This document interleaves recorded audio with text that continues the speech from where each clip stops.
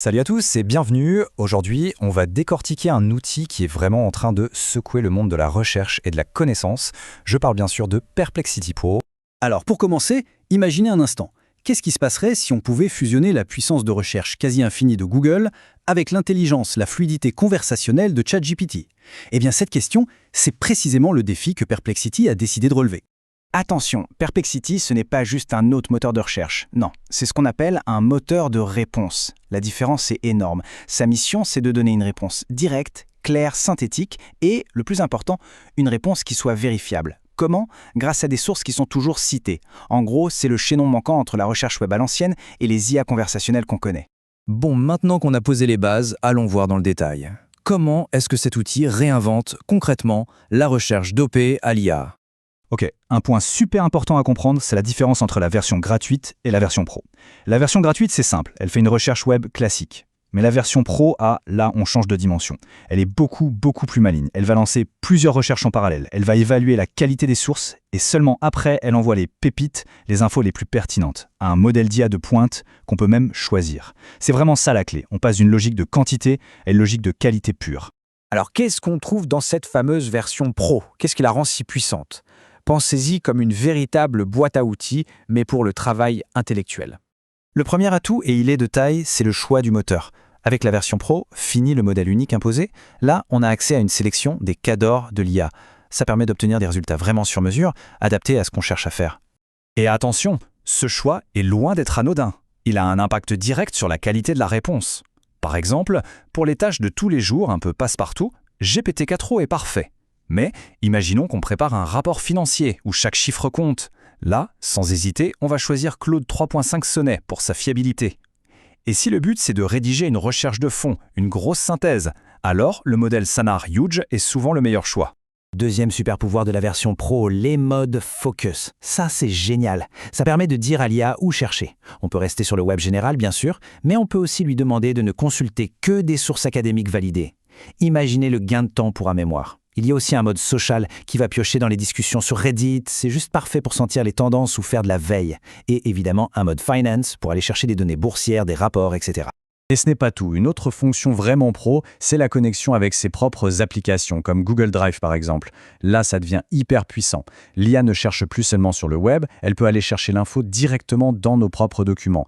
Et, point absolument crucial, la confidentialité. Les données sont analysées pour nous donner la réponse, mais elles restent privées. Elles ne sont jamais utilisées pour entraîner les modèles publics. Ok, donc on a une recherche surpuissante. Mais une fois qu'on a toutes ces infos, comment on organise le tout? C'est là qu'on passe à l'étape suivante, la structuration de la connaissance. L'outil magique pour ça s'appelle les Spaces. Et attention, il faut tout de suite oublier l'image d'un simple dossier. Un Space, c'est bien plus que ça. C'est un mini-assistant IA personnalisé pour un projet. C'est un hub intelligent qui va mélanger les infos du web avec l'analyse de nos propres fichiers, ceux qu'on lui a donnés. Et le meilleur dans tout ça, c'est que c'est ultra simple à mettre en place. Vraiment, en 4 étapes, c'est plié. 1. On crée un nouvel espace sur un thème. 2. On lui donne des instructions, un peu comme un briefing.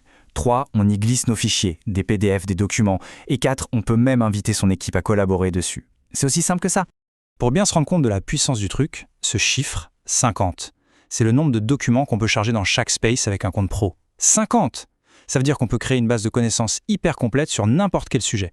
On transforme littéralement un tas de fichiers éparpillés en une véritable expertise centralisée et interrogeable. Bon, on a vu les différentes pièces du puzzle. Maintenant, assemblons tout ça. Voyons à quoi ressemble un workflow complet, de A à Z, de la première idée de recherche jusqu'au rapport final prêt à être envoyé. Le point de départ, pour un sujet un peu complexe, c'est souvent la fonction recherche approfondie ou deep research. On lance ça et l'outil va nous générer un rapport hyper complet qui va piocher dans des dizaines de sources, les agréger, les synthétiser pour nous donner une vue d'ensemble super structurée. Et une fois qu'on a fait cette recherche, c'est là que la magie opère. Il y a une fonction qui s'appelle les pages. Et là, en un seul clic, littéralement un clic, tout notre fil de recherche qui peut être un peu brouillon se transforme en un article nickel, bien mis en page, prêt à être publié ou partagé.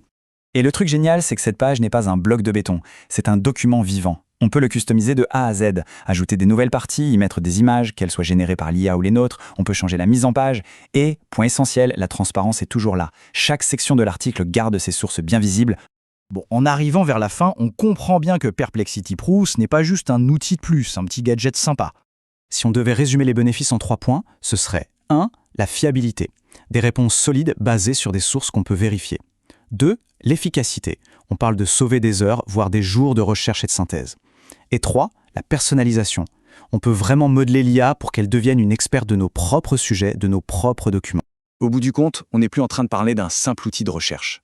Comme le résume bien cette citation, ça devient un véritable allié stratégique. Que l'on soit créateur, chercheur, consultant, entrepreneur, peu importe.